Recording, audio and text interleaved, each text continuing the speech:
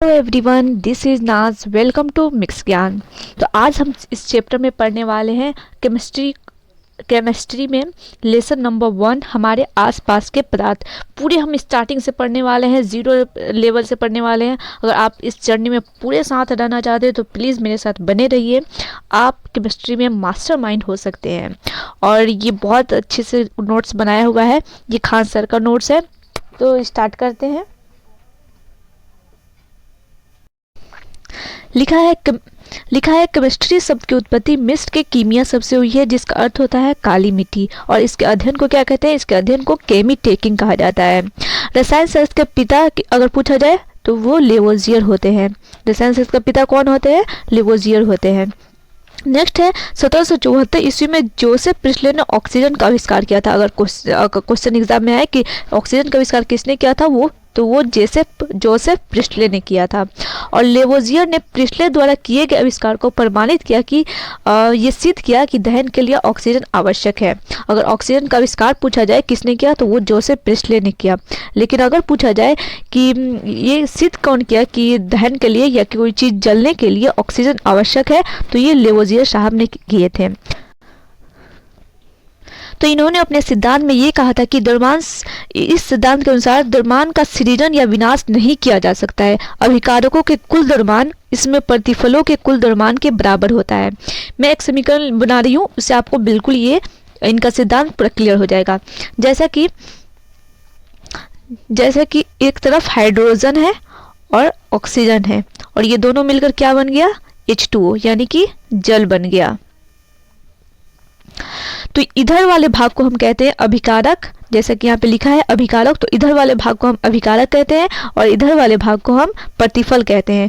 तो लेवोजियर साहब ने कहा था कि ये अभिकारकों का कुल द्रव्यमान जो होता है और अभिक्रिया जब हो जाता है, यानी प्रतिफल जो बनता है उसका द्रव्यमान दोनों का बराबर होता है। यानी कि द्रव्यमान में कोई परिवर्तन नहीं होता है, यानी कि द्रव्यमान का कोई विनाश नहीं होता है। अगर वो कोई चीज़ है और उससे नया चीज़ बन रहा है, तो ये इसका मतलब हुआ कि द्रव्यमान का स्थानांतरित हुआ है, कोई यहाँ पे विनाश नहीं हुआ है। तो बस यही इनका सिद्धांत था।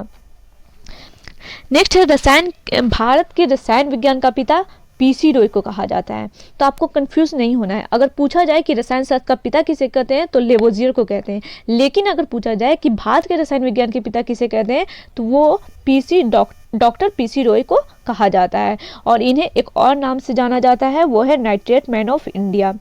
और अगर कहा जाए कि रसायन शास्त्र में हम पढ़ते क्या है, उसे एक लाइन में समझाएं तो यही लाइन है कि रसायन शास्त्र विभिन्न पदार्थों के पारस्परिक संबंध तथा उसके क्रियाविधि का अध्ययन है। और इसमें हमें क्या क्या पढ़ना है वो एक डायग्राम से हम समझ सकते हैं। तो यहाँ पे सबसे पहले है पदार्थ। और पदार्थ मतलब कोई भी चीज़ मतलब ज़मीन पर कोई भी चीज़ पाया जाने वाला कोई चीज़ हो तो उसे पदार्थ कहते हैं। जो स्थान घेरता है तो उसे पदार्थ कहते हैं। और ये पदार्थ दो आधार पर इसे बांटा जाता है। एक तो होता है भौतिक आधार पर और एक होता है रासायनिक आधार पर। और भौतिक आधार पर अगर देखें तो ये 5 प्रकार का होता है। कौन कौन? एक ठोस, द्रव, gas, plasma, Bose, Einstein, condensate. और इसके एक एक करके हम इसे डिटेल में पढ़ने वाले हैं, तो हमें समझ में आएगा कि ये होता क्या है।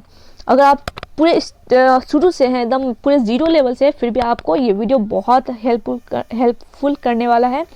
नेक्स्ट है रसायन के आधार पर। और रसायन के आधार पर 3 प्रकार का होता है। पहला है तत्व, दूसरा है यौगिक और तीसरा है मिश्रण। और इसको तत्व को भी आगे 3 भागों में बांटा जाता है। पहला है धातु, अधातु और उपधातु। और यौगिक 2 प्रकार के होते हैं, एक कार्बनिक यौगिक और एक अकार्बनिक यौगिक। और इसी प्रकार मिश्रण 2 प्रकार का होता है, एक समांग मिश्रण और दूसरा विसमांग मिश्रण। तो नेक्स्ट वीडियो में हम इसके बारे में एक एक करके चर्चा करने वाले हैं। अगर आपको ये वीडियो अच्छा लगे तो प्लीज़ लाइक करें, सब्सक्राइब करें और शेयर करें और मेरे साथ बने रहें अगर ज़्यादा जानने के लिए। थैंक यू और थैंक यू।